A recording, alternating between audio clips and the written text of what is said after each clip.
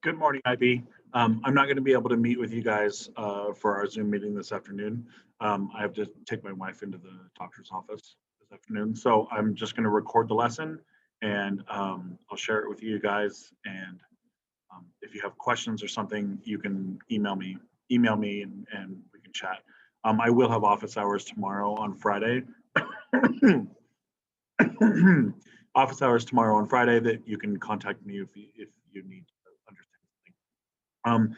I'm going to present you with lecture information first, and then I'll talk about sanitation syndrome, the reading that you were supposed to have done for today. And then at the end of it, I'll give you the code for the quiz, SAQ2. I would like you to watch this video and then take that quiz today if you can. Okay, so excuse me. All right, so I left us off with voting in the Cape. We have Merriman. Merriman is trying to expand the Cape franchise to Africans around South Africa. These are the people that are trying to help him, and they are largely going to fail. The top priority of the Union of South Africans government at this time is white unity. So in order to consolidate that white unity, you have to get the Brits, the English, and the Afrikaners, the Dutch. You have to get them to work together to recognize themselves as one country. So the best way to do that that they come up with is to turn them on a common enemy, and that common enemy is going to be the Africans. So they're going to pass a series of a couple of laws that are going to be related to this. We're going to get, there's a series of a bunch of laws. There's like 7 or 8 of these laws. I'm going to focus on a couple of the most important ones. So this one is going to be the Mines and Works Act of 1911. Then they're going to have a follow-up act in 1912 and a follow-up in 1926. All 3 of them are called the Mines and Works Act of, and then the date. 1911 is the most important one. 12 and 26 just kind of amend it and kind of make it more serious. What the Mines and Work Act does is it restricts Africans from blacks and coloreds. It restricts blacks and coloreds from certain jobs. They are no longer allowed to have any kind of like management positions at all, and they're no longer allowed to have anything that is labeled as skilled labor. So like, operating machinery or anything like that. They are only allowed to have the lowest jobs in the mines. And this had already been kind of policy up in Transvaal, in Transvaal, like near Johannesburg and stuff. It had already been kind of policy in a lot of the mines up there. But what this is going to do is it's going to codify it for all 4 states across the whole country. So anywhere in the mines, this is going to put this restriction on it. What South Africans are going to call this restriction is the color bar. The color bar is a term that's not going to go away. This term is going to stay with us all the way until the end of apartheid. The color bar is the term for racial restrictions on what kinds of jobs a person can have. It starts in the mines, but it's going to eventually spread to all industries. Basically, it's going to spread to everything in the entire country. The color bar, excuse me, the color bar prohibits blacks and coloreds from having any kind of management, anything skilled, and it's going to be in all jobs eventually. This is a term that you need to be comfortable using. It's not going away. It's going to stay with us for quite a while. You need to be able to use that term. And this is the origins of the term. Okay. The next act that they pass is the Natives Land Act. Sorry, I'm going a little bit faster because it's just by myself. I figure that you guys can just pause it and go back if you need it. Okay, so the Natives Land Act of 1913. Natives Land Act of 1913 is a act that restricts Africans from buying property outside of the native lands. So the native lands, Americans would recognize this as like an Indian reservation. That's essentially what's going on here. They're designating these reservations all over the country, and those reservations are the only places where the African population is allowed to live or allowed to buy any land at all. So if they get permission to live closer to one of the cities, then they can't buy property. They can't buy property. They end up having to rent property or figure out some other living arrangement. Um, this is also going to come in. This is also going to be included in something called pass laws, PASS laws, pass laws. So pass laws, you should have encountered them in the reading if you did the reading. Pass laws are something that's very, very important, and that's not going away either. Pass laws are going to basically be South African Jim Crow laws, essentially, where pass laws restrict the movement of Black Africans. They restrict the movement of Africans around the country.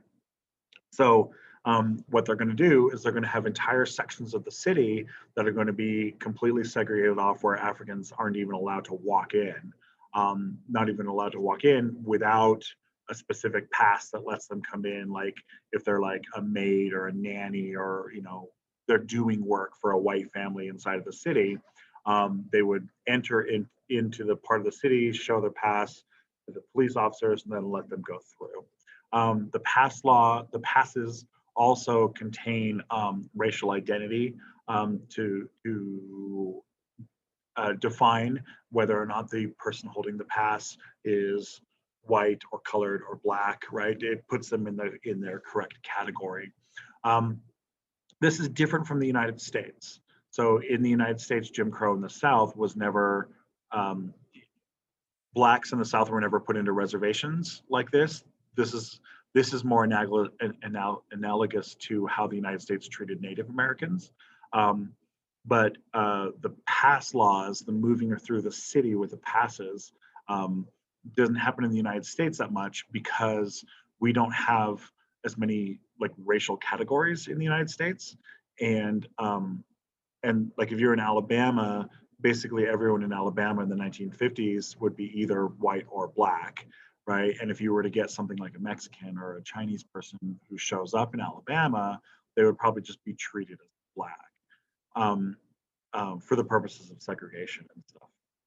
And but in South Africa, they do have these large populations, relatively speaking, large populations of Indians and of Arabs and of Malay people, right? And then Khoisan, who are interracial mixing and stuff. So these pass laws become more important for tracking who is who and where they're allowed to go and where they're allowed to be. The Natives Land Act we're going to get a series of acts like this that are going to be showing up over the next couple of decades. This is going to be kind of a push and pull with South Africa about how they're going to go about enforcing this. And part of this is in sanitation syndrome. So I'll talk about that when I'm done with the slides. All right. The next big letter, I think this was H-I-J, I think. All right, so J will be World War One. If I have the letters wrong, just go with whatever letters you have. We'll fix it when we're talking live. So World War One. World War One breaks out in 1914, and England is part of the war from the very beginning.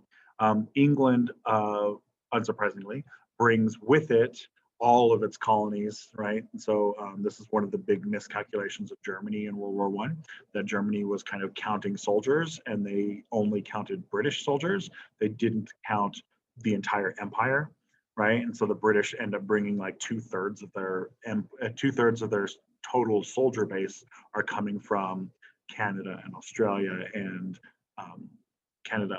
and India, and what is today Pakistan, what is today Bangladesh, which and Nigeria and South Africa.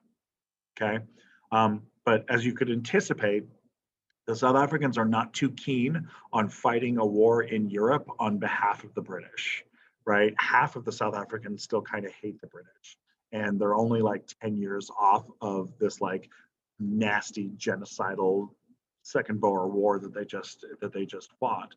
So we're actually going to get something called the Maritz Rebellion, Maritz, Maritz Rebellion, which is going to show up in Transvaal, where a bunch of the Dutch, the Afrikaners, take up arms and basically try to declare independence, and have a rebellion. And so the South African army has to go back into Transvaal and subdue the rebellion. They basically then send word back to England, and the South Afrikaners, being led mostly by Cape people and Natal people, but mostly these Cape people, they basically go back to England and they say, hey, we can't really send a whole bunch of people up to Europe, because if we do that, we're going to have open rebellion down here. So instead, they invade this German territory, right? So this was the German West Africa. It was the German territory, Southwest Africa territory. Today, it's the country Namibia. Namibia, Namibia. The South Africans basically just invade the German colony, and the Brits are like, sounds good.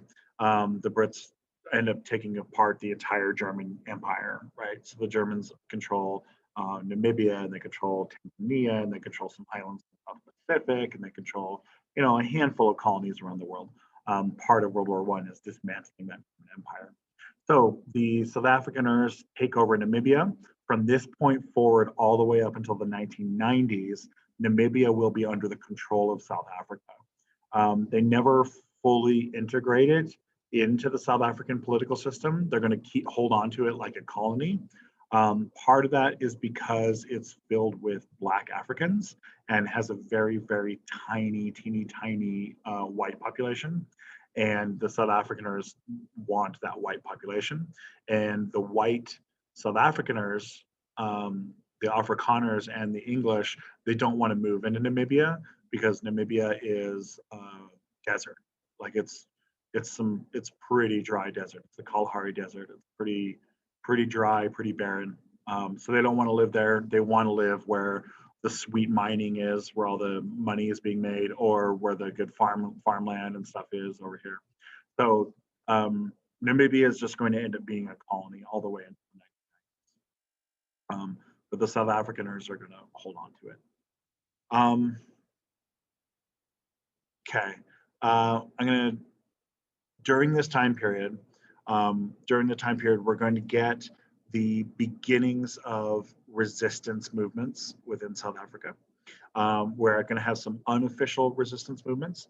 One of the unofficial resistance movements is this, I'll make this HIJK, make this K, big number K. So the resistance movements, the first group is going to be called Umkhosi Wezentaba. Umkhosi Wezentaba means fighters of the mountains, and it's going to be a resistance group of Zulu fighters that are going to resist the whites. Eventually, this group is going to be disbanded. They're going to go through a couple of different names. The one that kind of sticks is Ninevites. Ninevites is the name of essentially a criminal organization. It's a criminal organization that is active all through the 19-teens, through the time of World War I and before. They're led by this man here, Mzuzefi Matabula. He's more known as, he goes by the street name Nongoloza and Note. Nongoloza ends up being kind of like his official name. I think he legally changes his name to Nongoloza. Note is like his nickname that people would call him. We don't have a picture of him. This is like an artistic depiction of him. He is essentially a crime boss. He's a crime boss that gets held up as like a freedom fighter in some ways. I don't think his reputation as a freedom fighter is very well founded. I think that most of the evidence suggests that he was not a freedom fighter. Most of the evidence suggests that he was a crime boss. A small matter of a horse, if you read about him, a lot of articles are going to be about this. He would oftentimes cite that they would ask him, why is he doing this? Why is he fighting people? Why is he taking up armed rebellion? Why is he, raiding things? And he would say it's a matter of a horse. When he was a young man down in Natal, he was working for a white family, and a horse had escaped. A horse had escaped and ran away, and he was not. It wasn't his fault. He didn't do it. He, didn't steal a horse or anything, but he gets blamed for it. He gets forced to like pay for the horse, which is like 2 years' salary, and that turns him away from the legit life. He ends up moving up, working in a mine for a while, but he doesn't like working in the mines because he thinks that the oppression is really bad, and he starts to find out that he can make a lot more money by basically like being a street bandit, raiding people as they travel across the country and stuff, right? So like I'm trying to think of the word, like a street robber, right? A street robber pulling people over and robbing them, essentially. And so he runs this organization that does this. His organization, Ninevites, the Ninevites organization, ends up kind of absorbing a lot of these like Zulu resistance fighters and stuff. And it ends up operating as this criminal organization, stealing from people and stuff. But a lot of the South African blacks view this as legitimate resistance, right? That they're saying that because he had been oppressed by the whites, because he'd been blamed for the horse, because he had been he had always just been kind of held down by white people, that of course he turns into crime, right? He ends up spending a significant portion of his life in jail, and he does eventually get out of jail, and he helps to dismantle his criminal organization. He runs his criminal organization from jail for like 10 years. He's like a godfather kind of figure. And he's running the organization in the jail, and he's running the organization out of the jail and out of prison. And he does eventually get out, and then they use him to kind of dismantle the organization. And then he leaves and tries to go legit again, and finds that the system is still so screwed up and still so oppressive that he turns to crime again and then gets thrown in jail again. I think that the legend around Nongoloza, really, really kind of inflates his importance in a way. He ends up kind of being this like Robin Hood type figure. A lot of criminal organizations, a lot of his criminal organizations today still like use his name, Nongoloza, like they tattoo his name. There's like prison gangs, like one of the big prison gangs is called 28, and it's still today. And so it's very, very common to find criminals in South Africa have that tattooed on them and stuff like that, that they end up holding him up as some kind of like version of like Scarface and Robin Hood kind of together. Um, anyway, so he is just kind of indicative of some of the resistance that's going on. Other resistance is going to be more formalized, and it's going to be the African National Congress. This is a very, very important thing that you need. African National Congress is very, very important. HIJKL, make this as number L. African National Congress L. This is going to be, initially they found themselves as the South African Native National Congress, and they're the political party representing Black Africa, essentially. And they are trying to unify all like Xhosa and Zulu and Sotho and all the tribes. They're trying to unify them all to become a political party. And they're going to rename themselves the African National Congress, and they will kind of have a pan-Africanist ideal. Pan-Africanism, we've encountered that already. That's the idea that all of Africa should be unified by Africans, and the ANC is going to be a Pan-Africanist organization, but they're a Pan-Africanist organization that is going to be focused largely on, South African politics and stuff. Eventually, they will start spreading it out. ANC is going to be the primary vehicle of resistance for South African apartheid for the rest of the class. Okay, ANC is going to be the party of Nelson Mandela. It's going to be the party of Nelson Mandela when he gets released from prison and becomes the president. Where it's still going to be the largest party in Africa today, in South Africa today. It's going to be the big resistance. Okay, and we have Walter Rubusana is back. Walter Rubusana is back. We had Rubusana back here. Where is he? He's up here.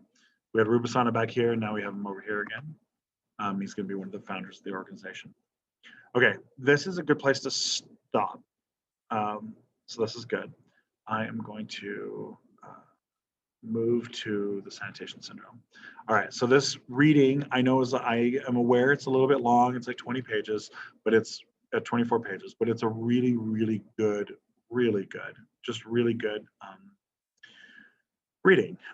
So sanitation syndrome is, people oftentimes ask why they think about the logic of how you can go about creating a segregated system. How do you go about like dehumanizing people and creating this system? And this reading is all about that process. Okay. I like to point to this paragraph here. It's the first paragraph of 390. There's this important thing here. It won't let me highlight it because this is a picture. But it's right here where it says theorists. So theorists eventually concluded that urbanism had developed a pathology which endangered society in Darwinist terms.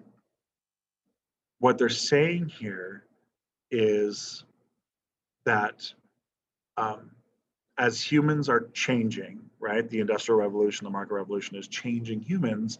Humans are now moving out of the countryside into the city. And that change in the environment is having evolutionary pressures on people.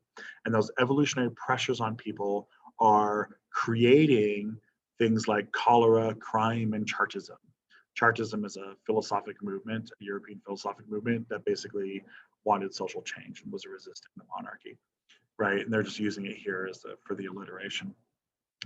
But the evolutionary pressures of a new urban environment is creating disease within people. It's also creating the mental state where they're going to be resisting power. It's also creating crime. It's also creating all of these other negative things. Once you've equated cholera and social change, once you've equated those two things together, then you can quarantine them and you can treat them like a disease. So the sanitation syndrome is where you start to use quarantining procedures and sanitation procedures to enact political segregation, right? In the case of South Africa, it's going to be racial segregation. But as you read through the reading here, you'll see that in London, they use it for class struggle, right? In Russia, they use it for class struggle. In India, they use it against the lower caste system, right? In South Africa, they're using it against race. Whatever the group is you don't like, by labeling them as diseased, you can treat them like a disease, right? You can quarantine them off in a way that everyone's going to say like, oh, he's not being racist. He's just against cholera, right? No one's going to be in favor of the disease. No one's on the side of the disease. Everyone wants the disease to be taken care of. And so everyone is going to, agree with him. This is going to go through all the details, and it's going to give some very specific information about what's going on. We have some familiar figures here. We got Sprigg is here. We've got a bunch of the familiar figures that I've already introduced. So they're going to talk about this. What I want you to do with your reading is I want you to focus on the process of creating the segregated groups, the segregated areas, right? And then the resistance to those segregated areas afterwards. It makes sense that if people have disease, that you quarantine them off, right? And bubonic plague is going to break out in Cape in the early 1900s. And so you take those plague victims and you segregate them off, and either they get better or they die, right? But you by doing that, you save everyone else. Well, what I want to know about, and your quiz is related to this, is what happens after the disease is gone. I've taken the group, I've put them to the side, right? And then, like a couple of months later, let's say the disease is gone, rightfully I should let them back in, right? But you don't.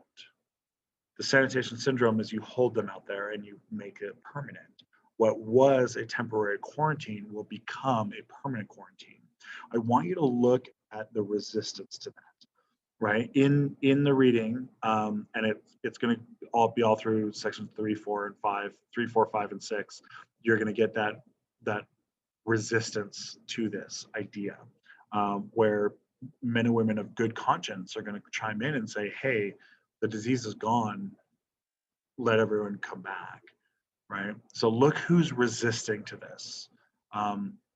We're going to get resistance from political liberals like Merriman political liberals, and they're going to largely fail. We're going to get resistance from the Africans, obviously, from Xhosa and Zulus, and they're going to fail as well. But we're going to get resistance from one other very, very important group, and they're going to exert quite a bit of control over this. I want you to find out who that group is and figure out what they're doing. Okay, and I'm not going to just give you the answer because that would be what's on the quiz. So after you're done with this and you've read your thing, do the quiz for SAQ2. SAQ2, the code is quarantine. All right, log in, take this quiz. I want you to take it today, please. Today is Thursday. Please take it today. I will be changing the code and locking it tonight at midnight. So I would like you to take care of this today, please. All right. I think we are good to go. I think we're good to go. Again, sorry I couldn't do this live, but this is the way it is sometimes. All right. So stay healthy and email me if you have any problems. I'll be in my classroom all day tomorrow. You can email me and we can Zoom and discuss whatever it is we need to discuss if that's what needs to happen. Okay. All right. Thank you very much.